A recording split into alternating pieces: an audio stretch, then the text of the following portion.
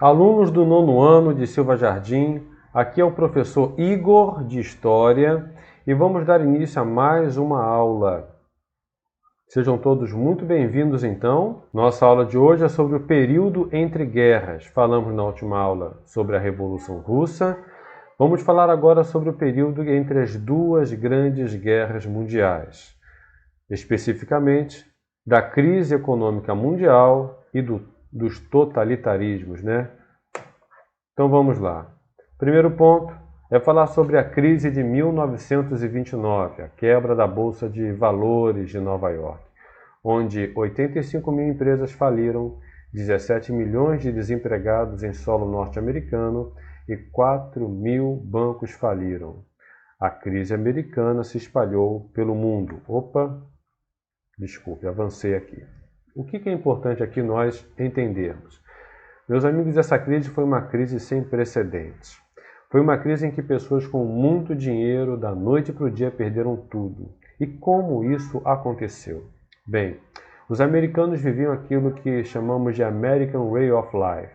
As pessoas gastavam muito, a classe média estava muito endinheirada e muitas pessoas, num número cada vez mais crescente, estavam investindo nas ações da Bolsa de Valores.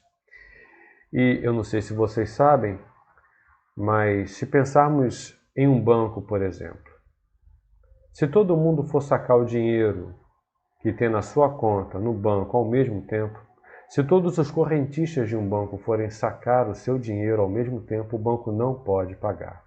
Porque os bancos trabalham exatamente com empréstimo, ganham em cima das taxas e dos juros, manuseando o dinheiro de todos os seus correntistas, mas ele não tem o dinheiro de todo mundo ao mesmo tempo. É por isso que muitos bancos têm que ter uma seguradora, têm que ter um fundo garantidor, para que possa, assim, em caso de quebra, poder minimamente pagar os seus correntistas, o que não havia naquela época. As pessoas investiram muito no mercado de ações, queriam participar dos lucros das empresas que ganhavam cada vez mais, mas investiam tanto que isso criou uma bolha de crescimento. Que tipo de bolha? Foi uma crise de escoamento. Deixa eu explicar bem devagar. As empresas tinham muito produto estocado, não estavam vendendo como antes.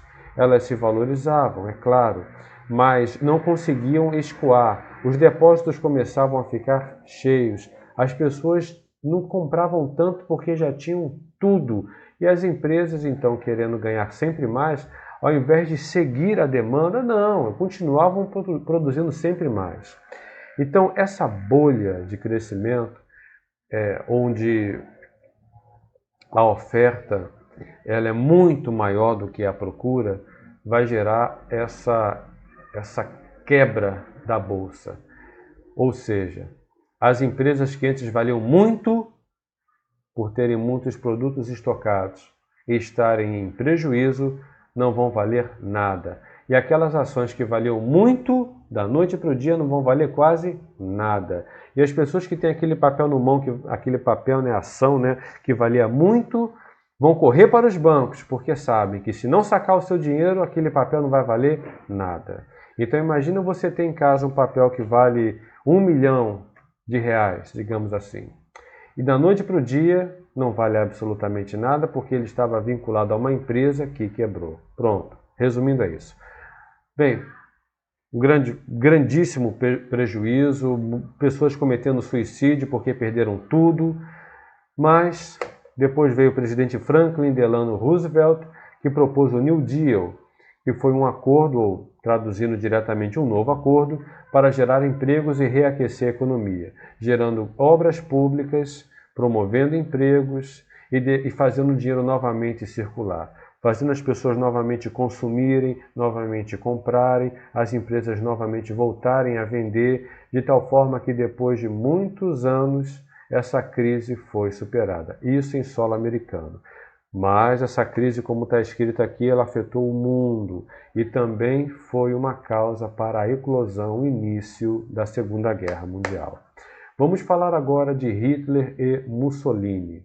Dois países em crise, dois países que perderam a Primeira Guerra Mundial, dois países que foram humilhados, especialmente a Alemanha, ao final da Primeira Guerra Mundial. E nesses países que também foram atacados não, também sofreram os efeitos da crise econômica mundial, lá, aquela quebra da Bolsa de Nova York, nesses países, nesse cenário de crise, nesse cenário de desemprego, nesse cenário de revanchismo, de querer vingança, surgiram homens com discurso nacionalista em defesa do povo e da nação, mas que eram fascistas, que eram defensores de um regime totalitário.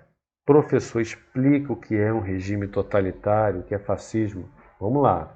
Vamos ler o que está escrito aqui. O nazifascismo, do período entre guerras, aproveitou-se da crise econômica mundial e da Revolução Russa para defender um Estado forte, baseado nas doutrinas políticas totalitárias de direita, que combateu o liberalismo clássico e o comunismo. Alunos, totalitarismo é um tipo de regime político de governo que controla intensamente as liberdades de sua população. Na verdade, o povo perde muito de sua liberdade em nome de um, abre aspas, bem maior. O bem do emprego, o bem de uma reforma econômica, mas perde-se muito de sua liberdade. Vamos às características do nazismo, do fascismo, para você entender melhor. Características gerais do nazismo. Nazifascismo. Em primeiro lugar, o nazismo é um tipo de fascismo. O nazismo é o fascismo na Alemanha. E o fascismo é um tipo de regime político em que existe a intolerância, a xenofobia, que eu esqueci de escrever aqui. O que é intolerância e xenofobia? Xenofobia é ódio ao estrangeiro. É você alimentar a raiva daquilo que vem de fora do seu país. É um nacionalismo extremo. E intolerância é você não respeitar as minorias e perseguir as minorias ferrenhamente. Culto ao líder. No fascismo, o líder é quase considerado um deus, e ai daquele que criticá-lo, porque no regime totalitário, fascista, você não tem espaço para expressar a sua liberdade de opinião. É uma ditadura. Se você criticar o líder, você pode ser preso e morto. Bem, o expansionismo territorial. O fascismo crê que o poder de um país, de uma nação, está na sua capacidade de crescer, de se expandir, de vencer outros países e nações em guerra para conquistar territórios e mostrar o seu poder. Antissemitismo, isso é uma característica estritamente do fascismo na Alemanha, que é o nazifascismo. O antissemitismo é um ódio declarado ao povo judeu. Claro, é um ódio declarado a outras minorias também. Os nazistas perseguiam homossexuais, perseguiam ciganos, eram contra os negros. Os nazistas se achavam uma espécie de ser humano superior. Achavam que os humanos são como cachorros, por exemplo. Os cachorros são divididos em várias raças, cada uma bem diferente da outra e cada uma com a sua própria aptidão. Eles acreditavam que o homem louro, branco, caucasiano da Europa era o ideal de evolução humana, quando na verdade, hoje pela ciência nós sabemos que não existem raças humanas, existe a raça humana. E que o nosso DNA de diferentes etnias é praticamente idêntico. 99% dele é a mesma coisa. E que não existe isso entre humanos. Mas, naquela mente e naquele tempo da década de 30, acreditava-se nisso. Então, os nazistas perseguiam os judeus porque acreditavam que eles eram um veneno para a nação alemã. O fascismo também defende o militarismo, a demonstração da força pelo poder militar. Pronto. Então, essas são características do fascismo. Essas são características que você deve guardar e estudar, porque elas vão servir de causa para a nossa próxima aula, que é a Segunda Guerra Mundial. Analise isso. Veja vídeos sobre esse assunto.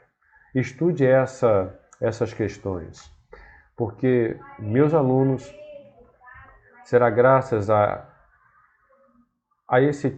esse regime político que teremos aí a eclosão do maior conflito que a história já viu, que é a Segunda Guerra Mundial, onde nós vamos falar de coisas terríveis como o Holocausto, como detonação de bombas atômicas, como a perseguição de minorias aqui feitas pelo nazismo e pelas grandes tragédias desse período em que milhões perderam a sua vida. Ok? Assim termina a nossa aula de hoje. Eu peço desculpas pela pressa, por ter falado rápido demais. Desejo a todos bons estudos e nos vemos na próxima aula. Muito obrigado e tchau, tchau.